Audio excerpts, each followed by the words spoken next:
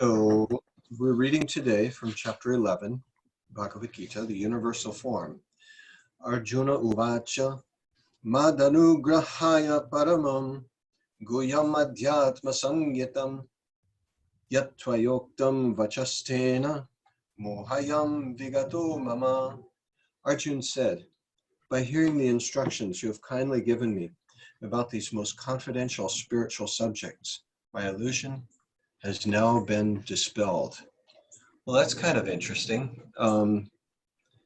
Arjuna was in illusion, and so now that means the Bhagavad Gita is over. This illusion is over. I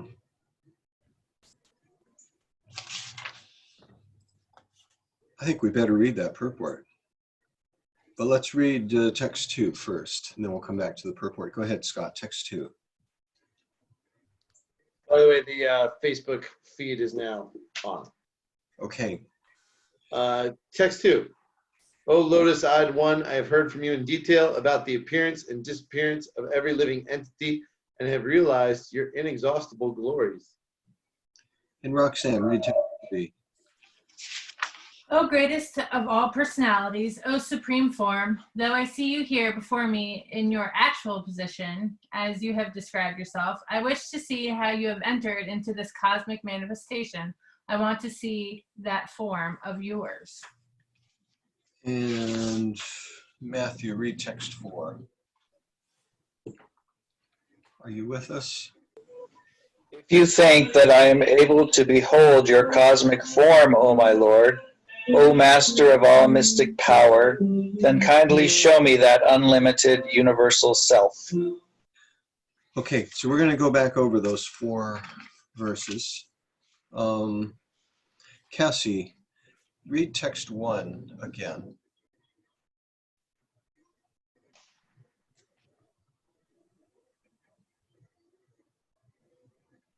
Are you able to unmute yourself?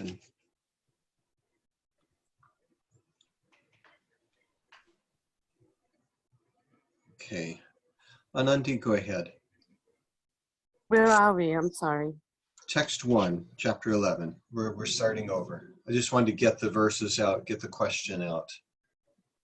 Arjuna said, by my hearing the instructions you have kindly given me about these most confidential spiritual subjects, my illusion has now been dispelled. Okay, the confidential spiritual subjects. So what was talked about in the previous chapter? Who would like to recap a couple of things? I know Anandi is excited about that chapter. Yes. All his opulences, just a fragment of his opulences. Yeah. He said, yeah, I'm just going to speak of the ones that are most prominent because they're unlimited. And so what are some of the things that he mentions in that chapter? I mean, he says he's Vishnu, he's Rudra, he's the Himalayas, he's the shark, he's the ocean, etc. Yeah, okay. Isaac, what else did he say? You got any choice pieces from that? Talks about if you give devotion to him, then he will give you understanding, knowledge. Oh, yeah. Yeah, there was that theme going on that those who understand me become devoted to me, and those that get devoted to me, I give them more understanding, which they can come to me. So it kind of creates this, let's see, there's a term, vicious circle. And then I heard something else. It's a different kind of circle. It's a beneficial circle. Anyone know the name of that? There's a name of it. It's not coming up. I see Travis is trying to join us. Travis, we're on chapter 11. Perfect. Oh, different Travis. I was thinking of Trevor. Okay. You know what we didn't discuss yesterday Mm-hmm. in chapter 10, he also says of Pandavas, I'm Arjuna. So he's telling Arjuna, I'm you. Yeah, of all the Pandavas, you're the best one, is what Krishna is saying. And so therefore, if I were a Pandava, I would be Arjuna. But when Krishna says that, oh, that was something else we read about. In one of the purports was that when Krishna wants something to happen, it's there. It's already happening.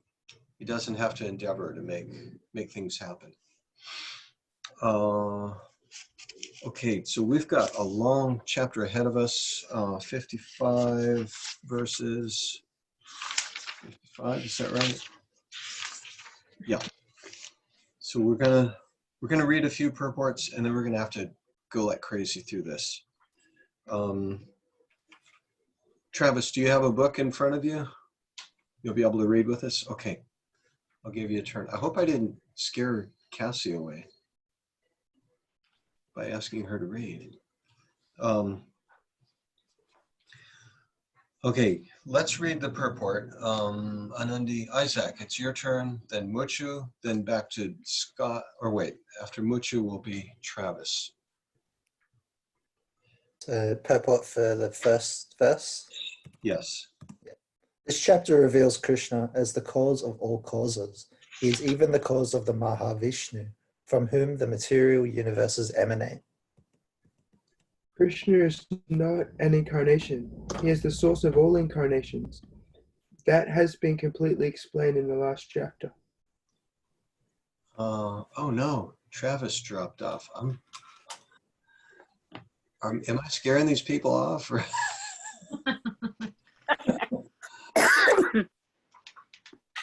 are they like really nervous about reading? Or Not sure. yeah.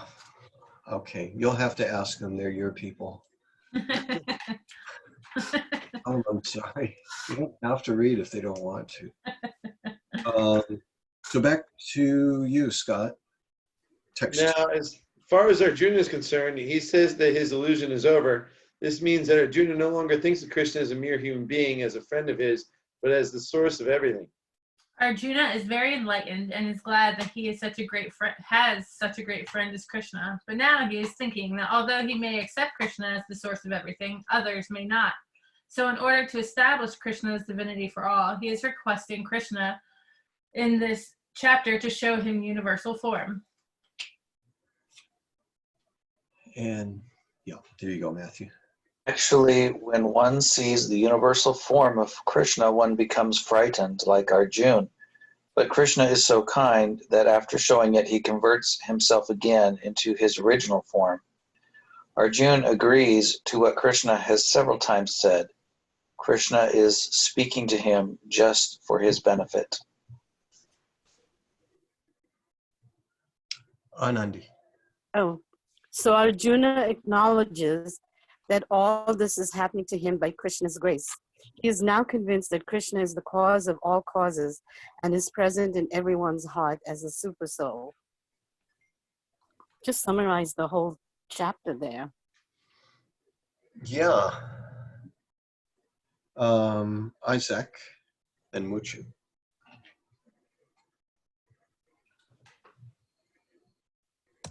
Next verse. Yeah. O lotus-eyed one, I have heard from you in detail about the appearance and disappearance of every living entity and have realized your inexhaustible glories. And the purport. Arjuna addresses Lord Krishna as lotus-eyed. Krishna's eyes appear just like the petals of a lotus flower. Out of his joy for Krishna has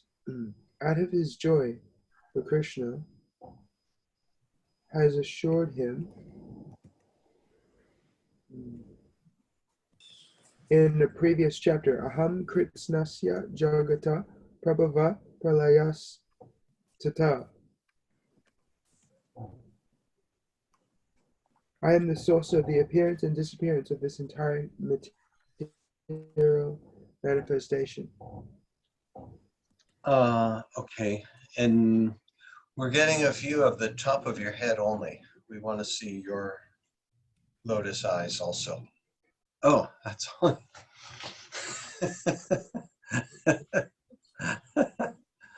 Wow. Okay, and then so back to Scott. Trevor, we are reading chapter 11, and we're reading the purport to text 2. Okay. Hare Krishna. Hi, Krishna. Go ahead, Scott. Arjuna has heard of this from the Lord in detail. Arjuna further knows that in spite of his being the source of all appearances and disappearances, he is aloof from them. As the Lord has said in the 9th chapter, he is all pervading, yet he is not personally present everywhere. That is the inconceivable opulence of Krishna, which Arjuna admits that he has thoroughly understood. Mm. He admits that he has thoroughly understood it. Okay, text 3, Roxanne.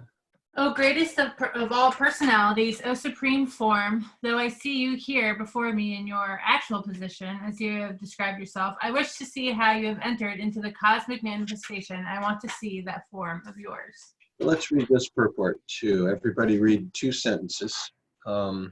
Matthew. The Lord said that because he entered into the material universe by his personal representation, the cosmic manifestation has been made possible and is going on. Now, as far as Arjuna is concerned, he is inspired by the statements of Krishna. But in order to convince others in the future who may think that Krishna is an ordinary person, Arjuna desires to see him actually in his universal form, to see how he is acting from within the universe, although he is apart from it. Arjuna's addressing the Lord as Purushottama is also significant. Since the Lord is the supreme personality of Godhead, he is present within Arjuna himself. Oh. Keep going. Therefore, he knows the desire of Arjuna, and he can understand that Arjuna has no special desire to see him in his universal form, for Arjuna is completely satisfied to see him in his personal form of Krishna. But the Lord can understand also that Arjuna wants to see the universal form to convince others. Arjuna did not have any personal desire for confirmation.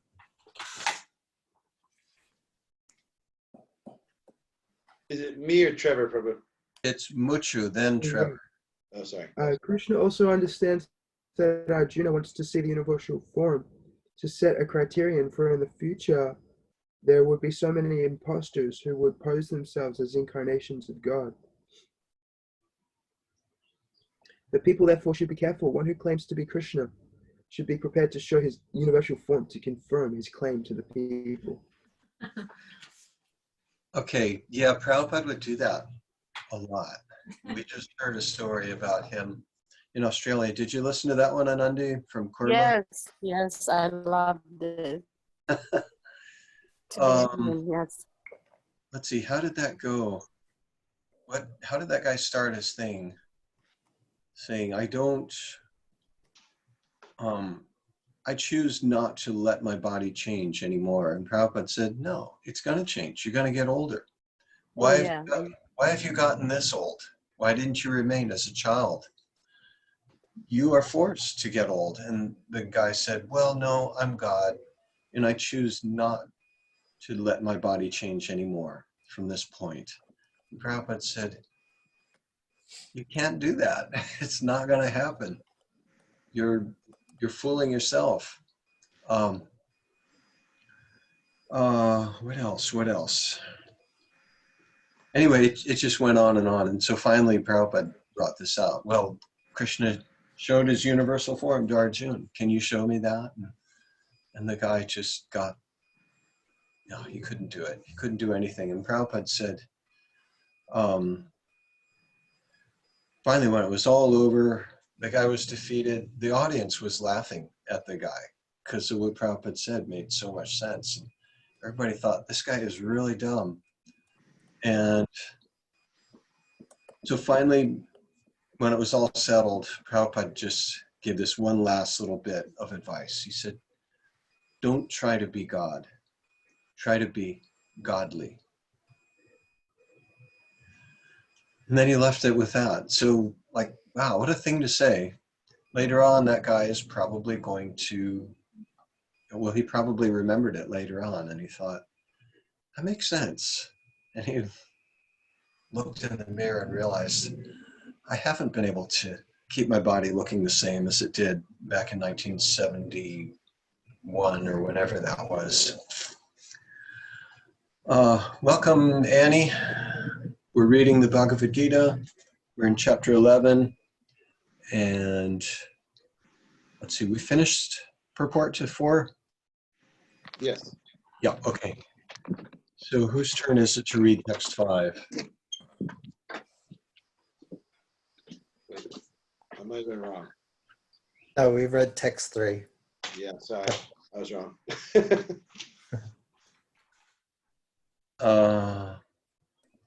So Mutra, I think it's your turn. Read text 5. Cool. I finished the last purport. Oh, okay. Trevor, your turn. Text 4 or text 5? Text 5. Okay. I was mistaken for, but we're actually on 4. What? Yeah, sorry. Yes. All right. Boy, I just got excited with Arjun saying, what did he say? He admitted that he had completely understood everything, or something like that. How did Prabhupada write that? Arjun is completely satisfied. The people,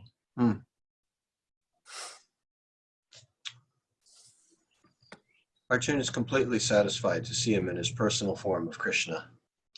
All right, text 4, go ahead.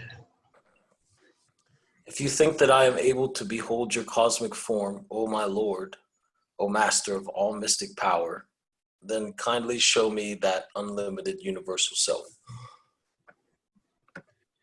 And let's read this purport, and then we're going to jump into reading a lot of verses to give us time. Scott, back to you, purport. It is said that one can neither see, hear, understand, nor perceive the Supreme Lord Krishna by the material senses. But if one is engaged in loving transcendental service to the Lord from the beginning, then one can see the Lord by revelation. Every living entity is only a spiritual spark. Therefore, it is not possible to see or to understand the Supreme Lord. Arjuna, as a devotee, does not depend on his speculative strength. Rather, he admits his limitations as a living entity and acknowledges Krishna in inestimable position. Okay, since he mentioned the speculation word, I wanted to point out that first sentence that Prabhupada said, after you read these over and over again and you start learning some of the verses, he's referring to a verse, Ata Sri Krishna Namadi na bhavet grahyam indriyai sevan mukhe jivado swayameva spuratyada. And he just spoke it as if in such a conversational tone. So about half of what he writes they are direct quotes. Although he may not be saying the quotes, he's just speaking them as like conversational truths. And then he goes on to say that, where's he using this speculation? Oh, Arjun, as a devotee, does not depend on his speculative strength. Rather, he admits his limitations as a living entity and acknowledges Krishna's inestimable position. So that's our tradition. We quote things, and there's no Making stuff up. yeah, we're not just dreaming it up. Sometimes we do have to kind of speculate, like we're pondering, like what does this mean? And then as we ponder it and kind of sift through it, then now I see where it's coming from. And then a lot of times it will be a quote from another verse somewhere, and then oh yeah, now I see what he's saying. Now I see where it's going. Okay, go ahead, Matthew. Oh, Matthew dropped out. What are we going to do?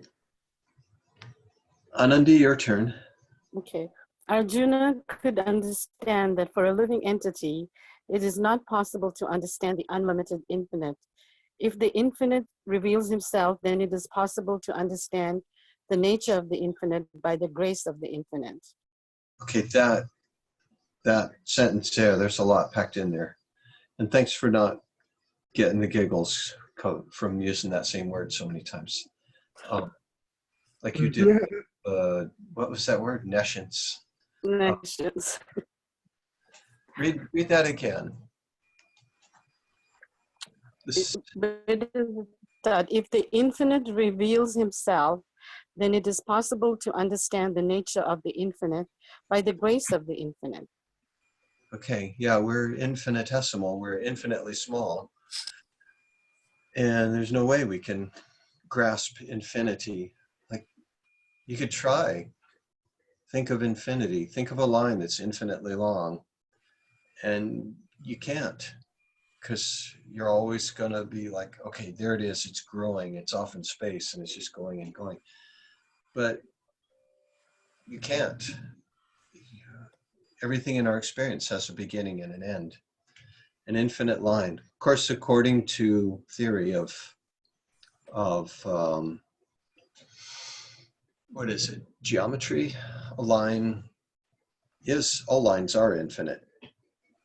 If you draw a line, it's understood that it just goes on forever, but we really can't grasp that. But if the infinite, by the grace of the infinite, we can get some glimpse into that. Okay, let's read on. Isaac? The word Yogeshwara is also very significant here because the Lord has inconceivable power. If he likes, he can reveal himself by his grace, although he is unlimited. Therefore, Arjuna pleads for the inconceivable grace of Krishna. He does not give Krishna orders. Krishna is not obliged to reveal himself unless one surrenders fully in Krishna consciousness and engages in devotional service. Thus, it is not possible for persons who depend on the strength of their mental speculations to see Krishna. Okay, Travis, you get to read the next verse. Or Trevor, sorry. We had a Travis on earlier. 1 second. I gotta catch up. Text 5. Okay. The Supreme Personality of Godhead said, "My dear Arjun, O son of Pritha, see now my opulences, hundreds of thousands of very divine and multicolored forms." And let's read this purport before we jump into the whole description. Go ahead, Scott. Arjuna wanted to see Krishna in his universal form, which, although a transcendental form, is just manifested for the cosmic manifestation and is therefore subject to the temporary time of this material nature. As the material nature is manifested and not manifested, similarly, this universal form of Krishna is manifested and non-manifested. It is not eternally situated in the spiritual sky like Krishna's other forms. As far as a devotee is concerned, he is not eager to see the universal form, but because Arjuna wanted to see Krishna in this way, Krishna reveals this form. The universal form is not possible to be seen by any ordinary man. Krishna must give one the power to see it.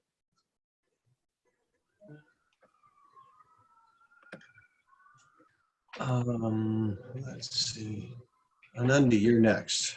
Text 6.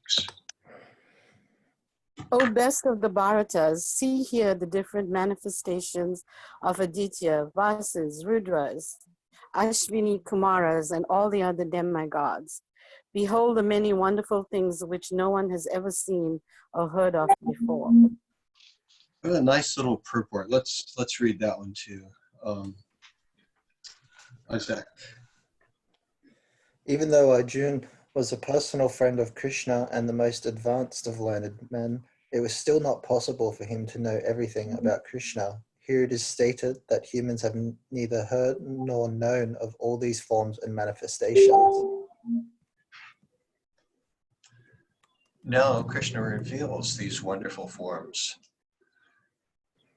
Okay, next verse. Go ahead, Mushu. O Arjuna, whatever you wish to see, behold at once in this body of mine. This universal form can show you whatever you now desire and whatever you may want to see in the future. Everything non-moving and moving is here completely in one place. Okay, whatever you now desire to see. So what kind of things do you think Arjun's going to want to see? Welcome, Tattvavati and Suma. We're in chapter 11, text 7. Okay, thanks.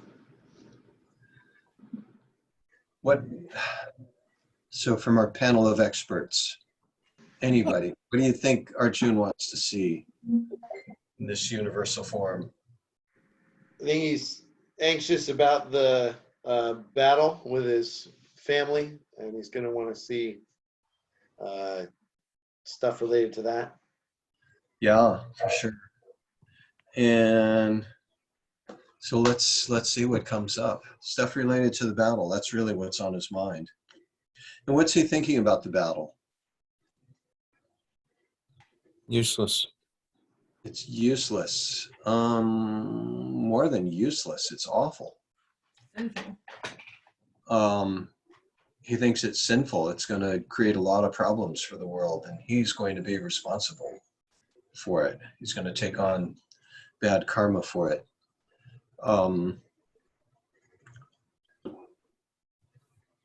Let's see. So let's see. We just read text 7. This is kind of interesting looking purport. Let's jump into that. I think Muchi read. So Travis, then next will be Suma and Tattva. Are you ready to read? Are you in there? Sure. Okay. So Trevor, Suma, Tattva. Okay. Text 7. The purport to 7, yes. Okay.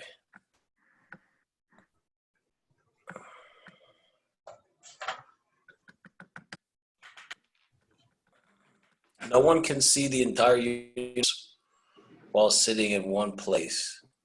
Even the most advanced scientists cannot see what is going on in other parts of the universe. But a devotee like Arjuna can see everything that exists in any part of the universe. Krishna gives him the power to see anything he wants to see, past, present, future. Thus, by the mercy of Krishna, Arjuna is able to see everything. Next verse, text 8, Tattva.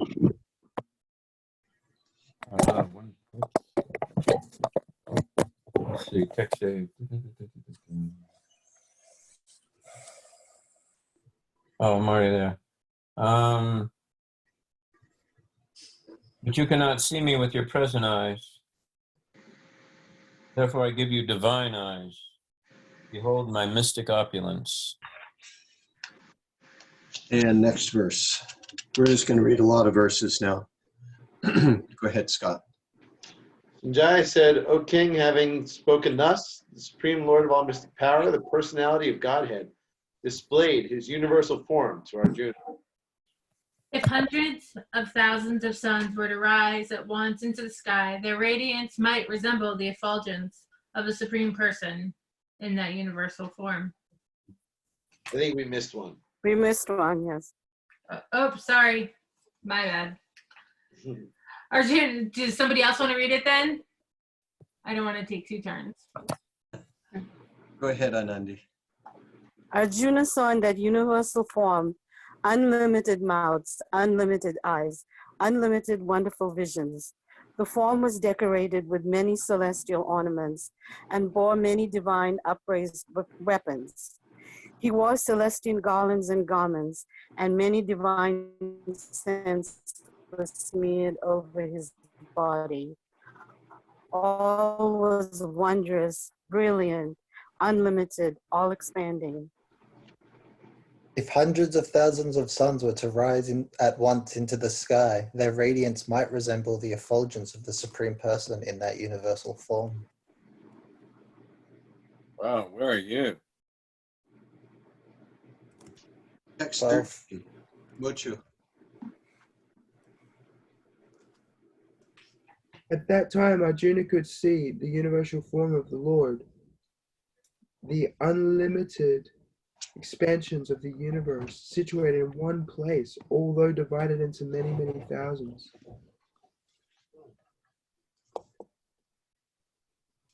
To me? Trevor. Then, bewildered and astonished, his hair standing on end, Arjuna bowed his head to offer obeisances, and with folded hands began to pray to the Supreme Lord. Uma. Arjuna said, "My dear Lord Krishna, I see assembled in your body all the demigods and various other living entities. I see Brahma sitting on the lotus flower as well as Lord Shiva and all the sages and divine serpents." O Lord of the universe, O universal form, I see your body, in your body, many, many arms, bellies, mouths, and eyes expanded everywhere without limit.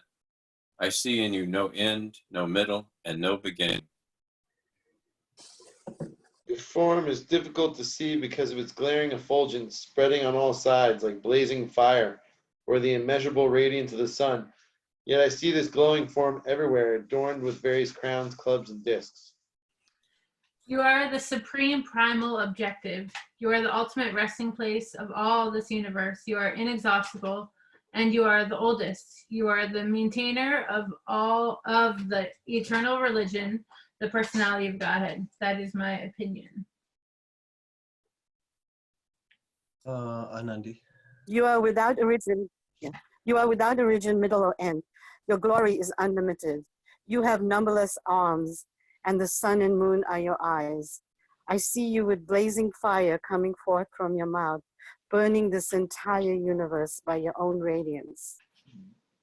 Although you are one, you spread throughout the sky and the planets and all space between. O Great One, seeing this wondrous and terrible form, all the planetary systems are perturbed.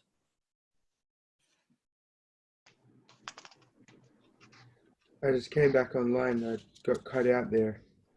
So where are we? We're in text 21. Should we come back to you? Oh, are you in the purport? No. No, Oh, just okay. I can read text 21. Yeah. All the hosts of demigods are surrendering before you and entering into you. Some of them, very much afraid, are offering prayers with folded hands. Hosts of great sages and perfected beings, crying, "All peace," are praying to you by singing the Vedic hymns.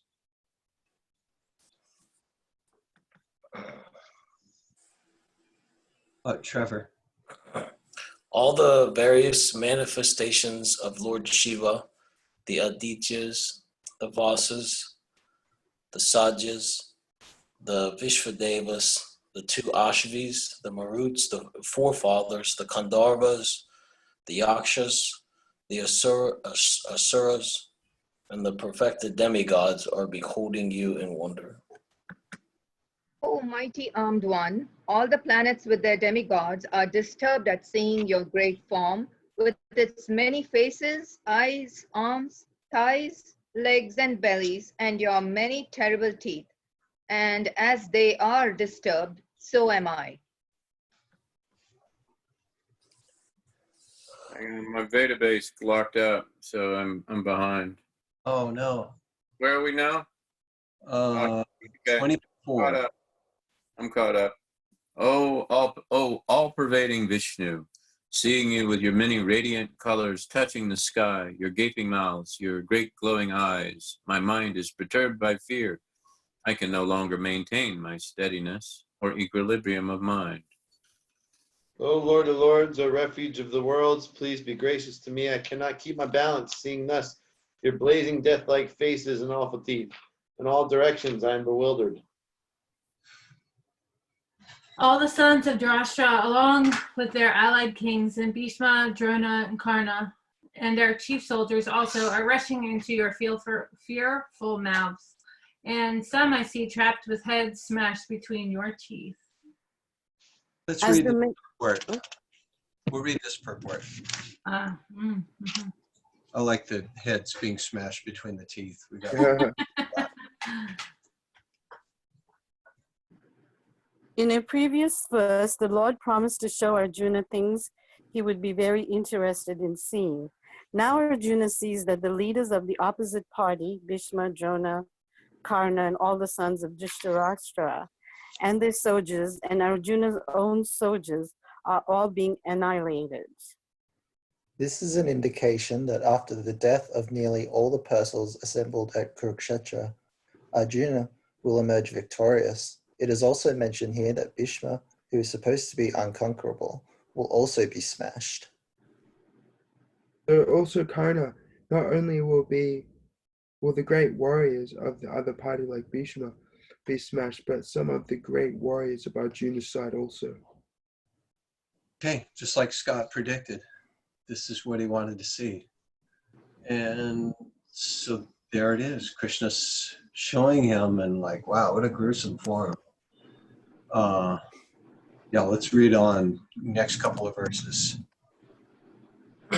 As the many waves of the rivers flow into the ocean, so do all these great warriors enter blazing into your mouths. I see all people rushing full speed into your mouths, as moths dash to destruction in a blazing fire.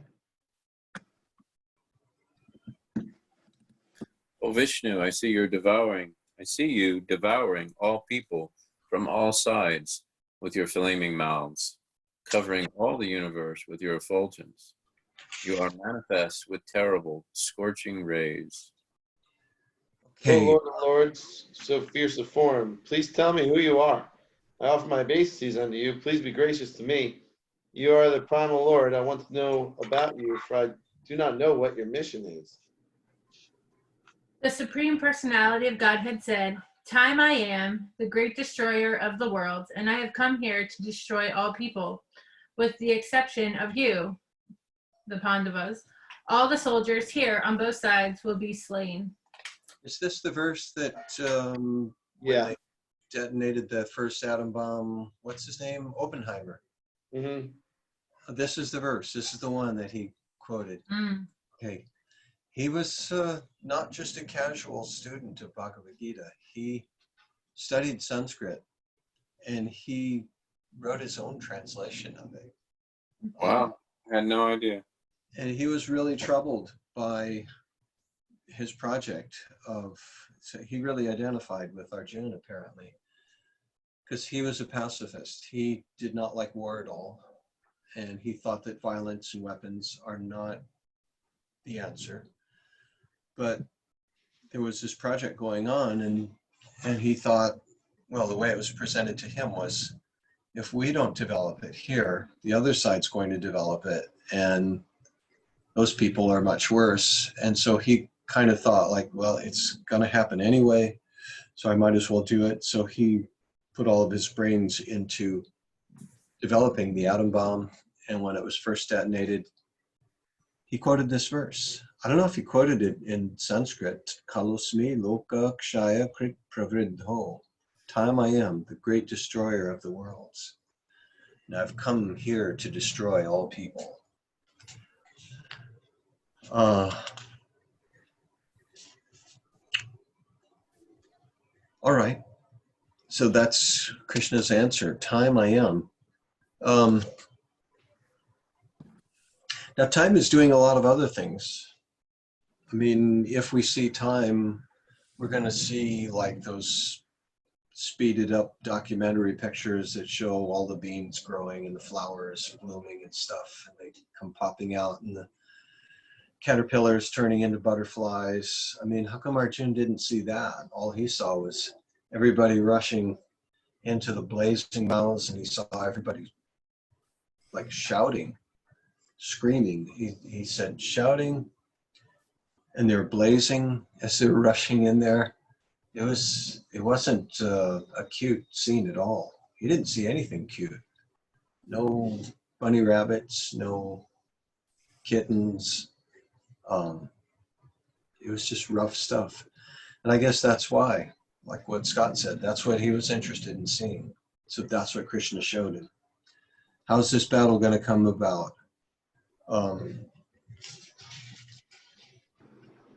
But it's not only the battle, it's our ultimate destiny, death. Yeah, that's what we're all rushing toward. Uh-huh. Yep. Is it really that dismal? It's not dismal. I mean, that's why we're trying to understand this, right? So it's one of the great truths that life is impermanent, as the Buddhists say.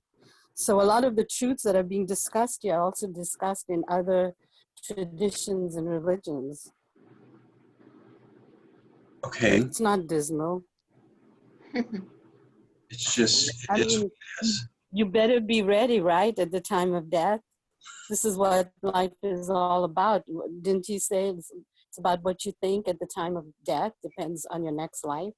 So you can't just be in a fairyland of, you know, butterflies and bunnies. You have to prepare. All right. Sorry. Our panel of experts. That's how I feel. Does everyone agree with her? Mhm. Yeah. Okay. I see Yeah. bouncing up and down in space. Okay. Yes, that's right. We can't just be in a fantasy world. And sometimes we need a slap in the face, and that's kind of what Arjun's getting here. It's a rude awakening.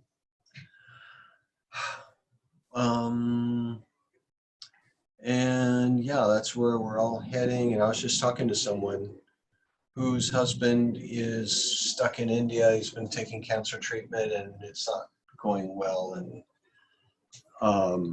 it's going down. And I said, "Dang, well, I would like to see him again, but really, what's more important is I hope that whatever happens is going to benefit him in some way." And she said, "Yes, I believe that is what is going to happen." And I asked, "Do you really believe that?" And she said, "Yes, that's what always happens. Everything that happens is going to be for our benefit." And yeah, Anandi is right. We're all rushing toward death. We're just like those soldiers running, shouting, enthusiastic, like moths going in. Did he use that? Did he say like moths flying into a flame? You did. Yeah. Mhm. That's in there. I Okay. read that verse. Yeah. I didn't just make that up, because that's something we don't want to do, is speculate. So we're rushing enthusiastically into those blazing death-like mouths. I remember he used that word, death-like faces. Seeing your death-like faces everywhere, I can't maintain my equilibrium. So, O Lord of Lords, so fierce a form, please tell me who you are. I offer my obeisances unto you. Please be gracious to me. I want to know about you, for I do not know what your mission is. And then he says, time I am.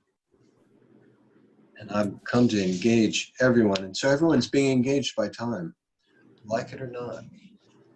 I used to be 18. I was always the young one in the group. Now look at me here. Anandi and me are like the seniors. What do you think of that? She's just a hippie girl from South Africa.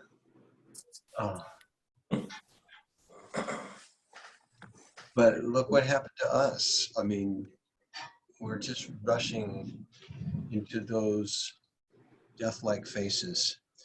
I'm looking at the end of that purport. Time is destruction, and all manifestations are to be vanquished by the desire of the Supreme Lord.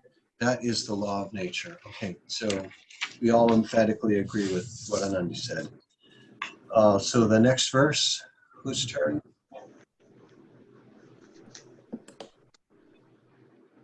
Who read the last verse? Time I am.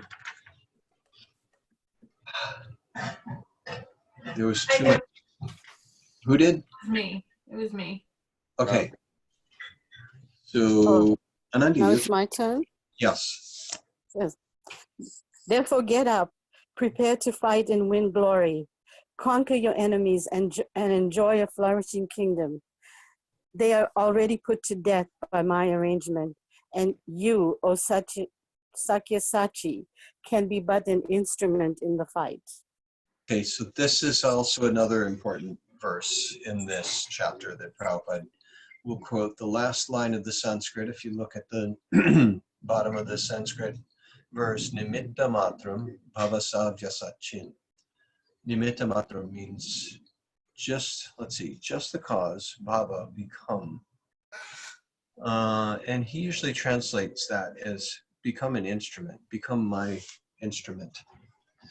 And Savyasachin is a name for Arjuna, one who can shoot arrows very expertly in the field. Foolish persons who do not have sufficient knowledge think that nature is moving without a plan and all manifestations are but accidental formations. There are many so-called scientists who suggest that perhaps it was like this or maybe like that, but there is no question of perhaps and maybe.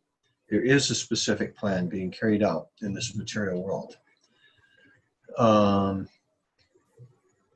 So what I was getting at was, I heard somebody, Bhakti Tirtha Swami. I don't know if anybody here knows who he is.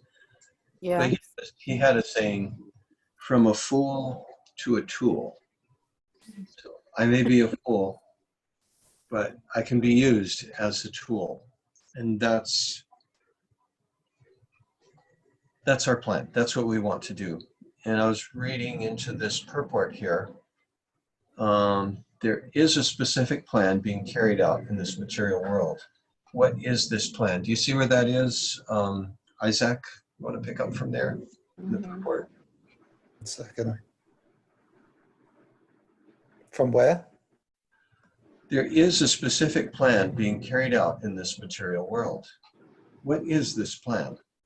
This cosmic manifestation is a chance for the conditioned souls to go back to Godhead, back to home.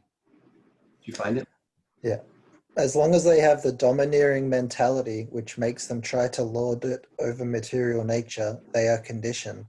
But anyone who can understand the plan of the Supreme Lord and cultivate Krishna consciousness is most intelligent.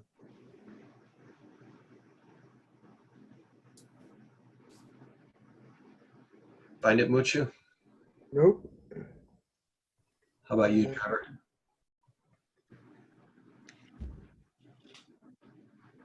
Oh, okay.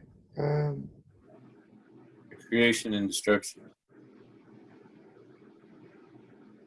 Is this purport to 33? Yeah. Yeah. Oh, yeah. The creation and destruction of the cosmic manifestation are under the superior guidance of God. Thus, the Battle of Kurukshetra was fought according to the plan of God.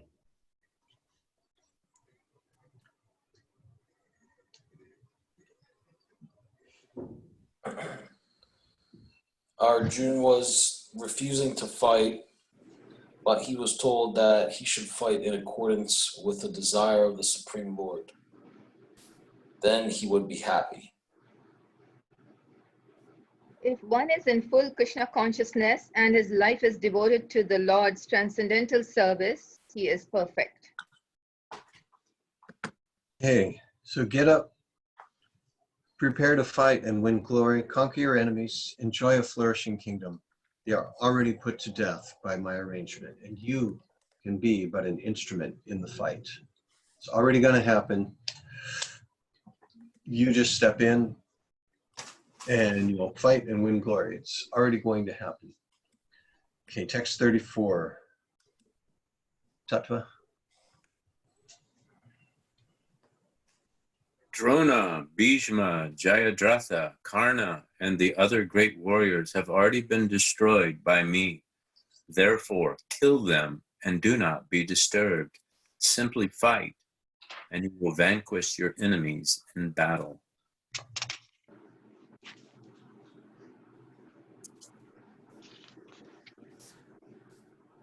Go ahead, Scott. Oh, sorry. Sanjaya said to Dhritarashtra, O king, after hearing these words from the Supreme Personality Godhead, the trembling Arjuna offered obeisances with folded hands again and again. He fearfully spoke to Lord Krishna in a faltering voice as follows. Arjuna said, O master of the senses, the world has become joyful upon hearing your name, and thus everyone becomes attached to you. Although the perfected beings offer you their respectful homage, the demons are afraid and they flee here and there. All this is rightly done. O great one, greater even than Brahma, you are the original creator. Why then should they not offer their respectful obeisances unto you? O limitless one, God of gods, refuge of the universe, you are the invincible source, the cause of all causes, transcendental to this material manifestation. You are the original personality of Godhead, the oldest, the ultimate sanctuary of this manifested cosmic world. You are the knower of everything, and you are all that is knowable. You are the supreme refuge above the material modes.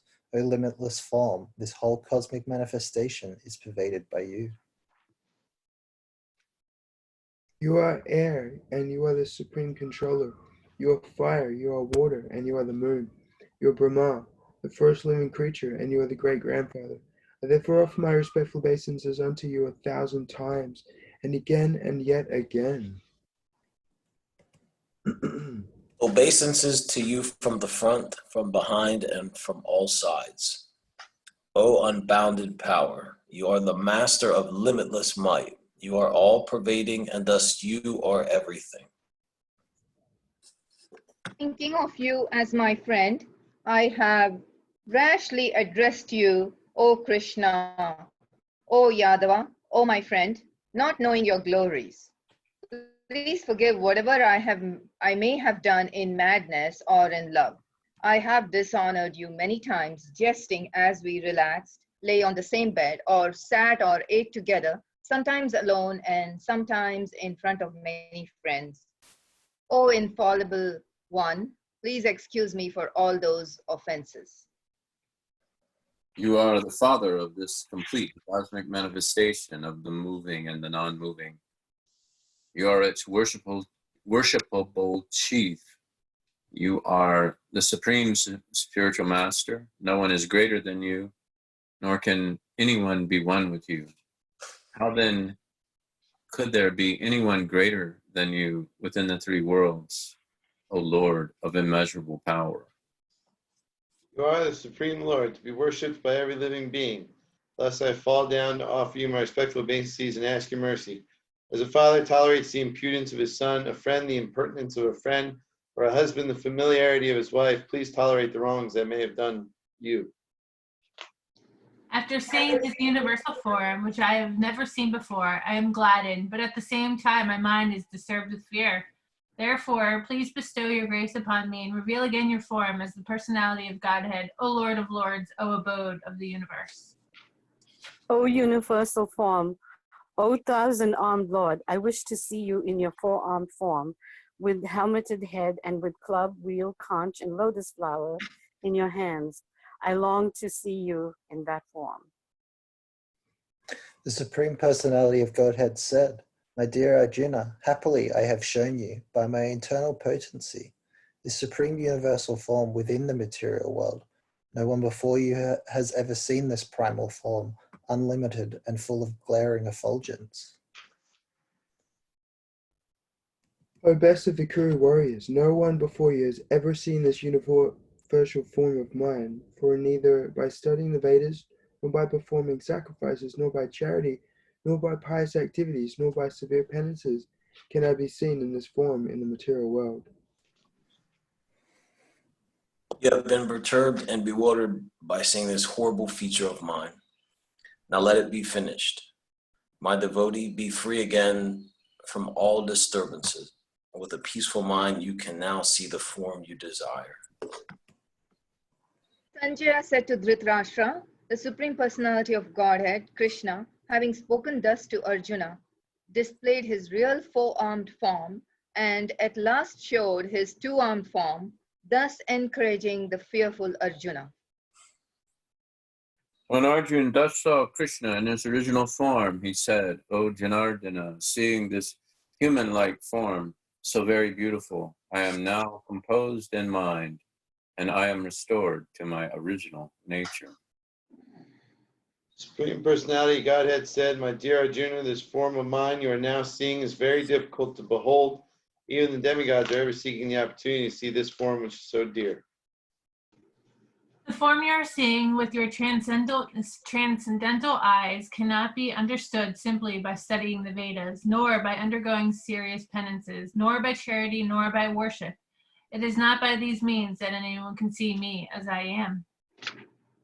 My dear Arjuna, only by undivided devotional service can I be understood as I am, standing before you, and can thus be seen directly. Only in this way can you enter into the mysteries of my understanding. My dear Arjuna, he who engages in my pure devotional service, free from the contaminations of fruitive activities and mental speculation, he who works for me, who makes me the supreme goal of his life, and who is friendly to every living being, he certainly comes to me. That is chapter 11. Congratulations. Haribol. Haribol. See you later. I got Okay. to run also. Oh my gosh, we're gonna read Hare this Krishna. last. We're gonna read this last purport. But Yeah, I if- have to run. Okay. Okay, I have to run. Bye. All right. Hare Krishna. All right. You guys Hare want to? Krishna. Rest of you ready to hear? Yeah. Okay.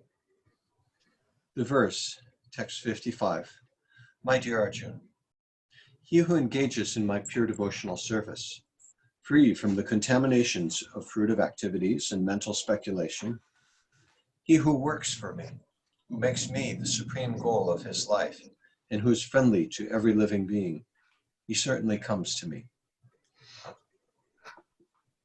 And let's read this purport. Now I'm seeing how this is a really good introduction to the next chapter, where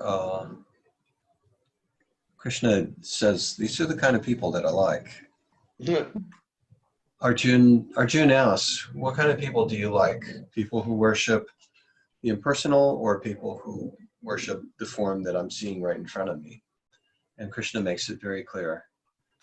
If you worship my form, it's a lot easier. And then he goes into details. These are the kind of people that I really like. And he says a lot of the things that are in this verse. Those who engage in pure devotional service.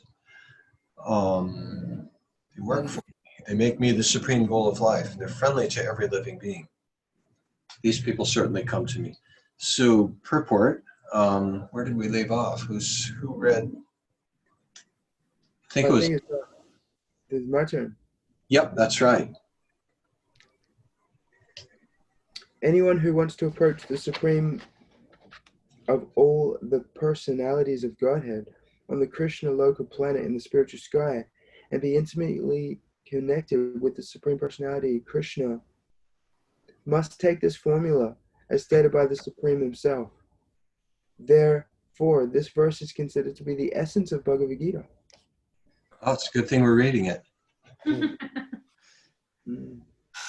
The essence of the Bhagavad Gita. He uses that phrase a few times in other purports. Would be an interesting verses. exercise to watch for those. All right, so take note. Chapter 11, text 55. This is Notice a lot of the chapters start with kind of a summary of the chapter, and then the chapter ends with kind of a summary of a recap. Yeah. Trying to capture the essence of the whole thing, not only just that chapter, but Yeah, you've noticed that. We've been noticing that too. Okay, so 1155. Typically we'll read the first few purports and then read the last few to kind of catch what's going on. And then sometimes we'll go through some in the middle. We're just wandering through the Gita again and again. It's like I used to drive a freight truck from North Carolina to Phoenix, then LA, then up to Oakland, and then I'd get a load of produce and drive to New York. And so, even though it was such a long drive, I was on the road for 2 weeks on that run. I would recognize signposts along the way and landmarks along the way. So that's what we're trying to do with the Bhagavad Gita. We're just going to drive through it, walk through it, run through it, dance through it, just again and again, go through it again and again, and notice all of these little road signs along the way. And then we'll hear a lecture by somebody else and like, wow, how did they see that? What's that in there? And then we'll notice that next time we go through. All right, so go ahead. Is it Travis or Mitch? Yeah. The Bhagavad Gita is a book directed to the conditioned souls who are engaged in the material world with the purpose of lording it over nature and who do not know the real spiritual life. The Bhagavad Gita is meant to show how one can understand his spiritual existence and his eternal relationship with the Supreme Spiritual Personality, and to teach one how to go back home, back to Godhead.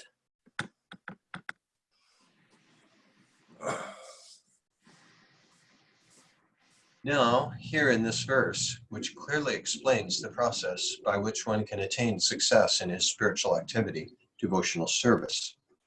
As far as work is concerned, one should transfer his energy entirely to Krishna conscious activities. Go ahead, Scott. As stated in the Bhakti Rasamrita Sindhu 1-255, Nashaktasya Vishayan Yatarham Upayun Jata Nirbandha Krishna Sambande Yuktam Varagyam Uchite. No work should be done by any man except in relationship to Krishna. This is called Krishna karma. One may be engaged in various activities, but one should not be attached to the results of his work. The results should be done only for him. For example, one may be engaged in business, but to transform that activity into Krishna consciousness, one has to do business for Krishna. I have to go now. Sorry to lead. Hare Krishna. Oh no, what are we going to do? Sorry. I'm sure you'll survive. All right, well, How are we going to do this unsupervised without any girls? you can handle. Annie's got you. She's the silent observer. These guys look pretty rough. So good to see you. Haribol. Okay, yeah, thanks for joining.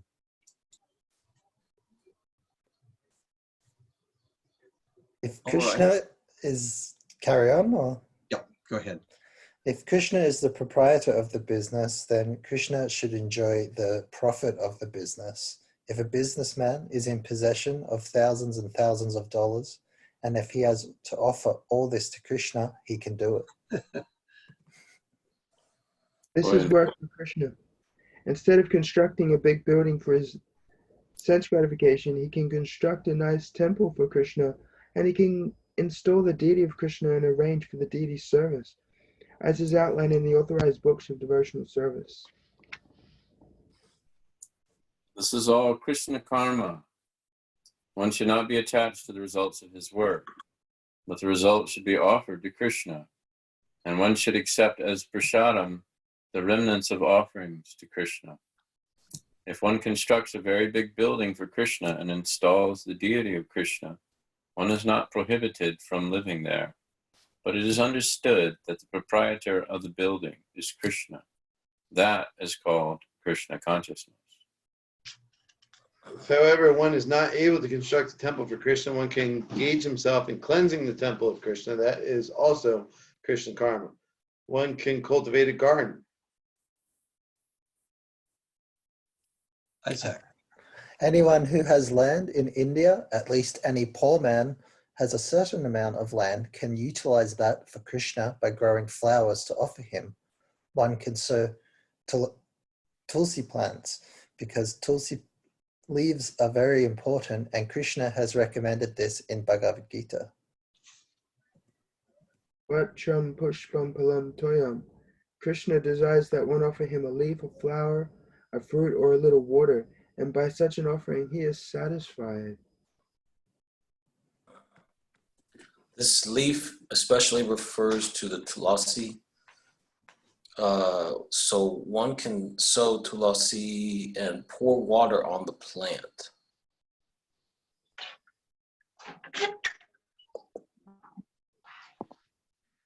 Go ahead. Even the poorest man can engage in the service of Krishna. These are some examples of how one can engage in working for Krishna. The word mat parama refers to one who considers the association of Krishna and his supreme abode to be the highest perfection of life. Such a person does not wish to be elevated to the higher planets, such as the moon or sun or heavenly planets, even the highest planet of this universe, Brahmaloka. He has no attraction for that. He's only attracted to being transferred to the spiritual sky. Hey, is that Ryan? Yeah. Yeah. We got a family meeting coming up at 8:30, and Ryan's a little early. Haribol. You can stay home if you want, as you wish. Coming in a half hour then. This is my brother. He lives on the Big Island in Hawaii. Ah.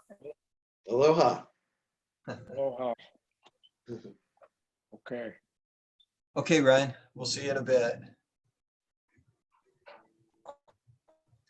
And even in the spiritual sky, he is not satisfied with merging into the glowing Brahmajyoti effulgence, or he wants to enter the highest spiritual planet, namely Krishna Loka Golika Vrindavan. He has full knowledge of that planet, and therefore he is not interested in any other.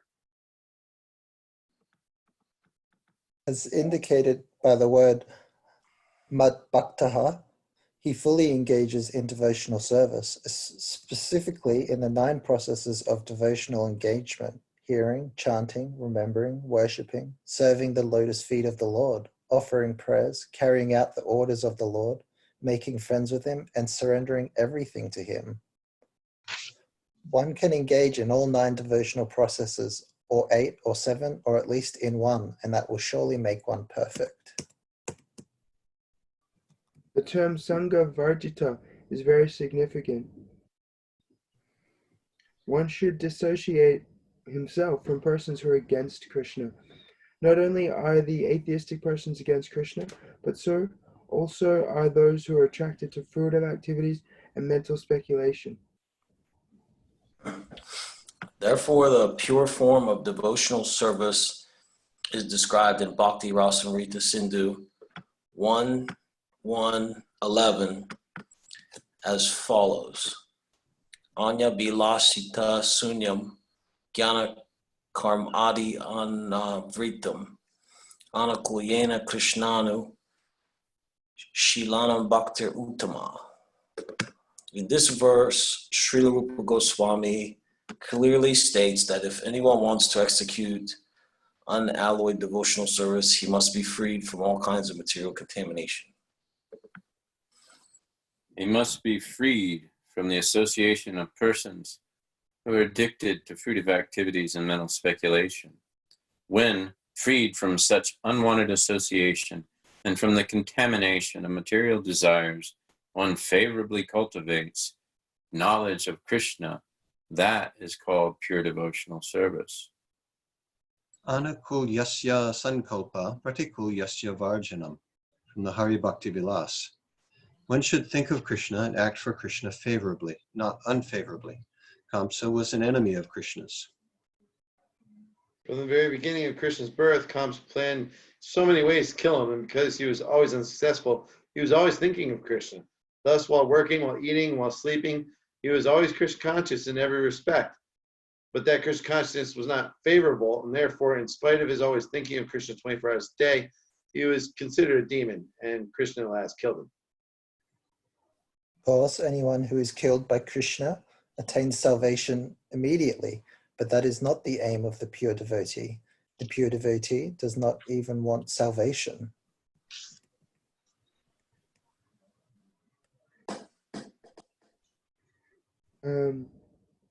He does not want to be transferred even to the highest planet, Goloka Vrindavan. His only objective is to serve Krishna wherever he may be. A devotee of Krishna is friendly to everyone. Therefore, it is said here that he has no enemy. Nirvara. How is this? A devotee situated in Krishna consciousness knows that only devotional service to Krishna can relieve a person from all the problems of life. He has personal experience of this, and therefore he wants to introduce this system, Krishna consciousness, into human society. There are many examples in history of devotees of the Lord who risked their lives for the spreading of God consciousness. The favorite example is Lord Jesus Christ. He was crucified by the non-devotees, but he sacrificed his life for spreading God consciousness. Of course, it would be superficial to understand that he was killed. Similarly, in India, also there are many examples such as Thakur Haridas and Prahlad Maharaj. Why such risk? Because they wanted to spread Krishna consciousness and it is difficult? Krishna conscious person knows that if a man is suffering, it is due to his forgetfulness of his eternal relationship with Krishna. Therefore, the highest benefit one can render human society is relieving one's neighbor from all material problems. In such a way, a pure devotee is engaged in the service of the Lord. Now we can imagine how merciful Krishna is to those engaged in his service, risking everything for him. I'm lost. Therefore, it is certain that such persons must reach the supreme planet after leaving the body.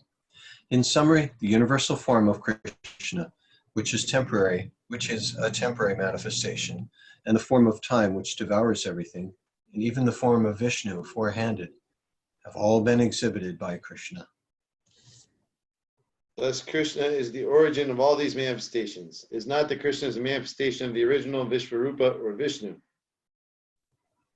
Krishna is the origin of all forms. There are hundreds and thousands of Vishnus, but for a devotee, no form of Krishna is important, but the original form, two-handed Shama Sundara.